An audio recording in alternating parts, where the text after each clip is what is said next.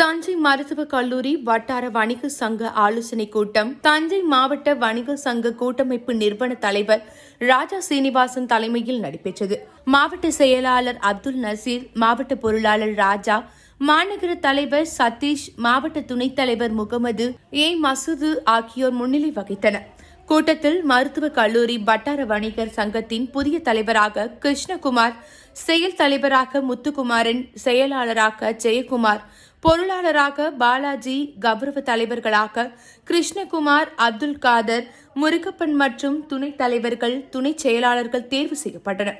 கடன் வாங்கி முதலீடு செய்து லைசன்ஸ், தொழில் வரி என பல்வேறு கட்டணங்களை செலுத்தி நடத்தப்படும் ஓட்டல் உரிமையாளர்களின் வியாபாரத்தை பாதிக்கின்ற வகையில் ஓட்டல்கள் எதிரே தள்ளுவண்டி கடை வைப்பதை தவிர்த்து வேறு சுகாதாரமான இடத்தை நடைபாதை வியாபாரத்திற்கு மாநகராட்சி ஒதுக்கீடு செய்ய வேண்டும்.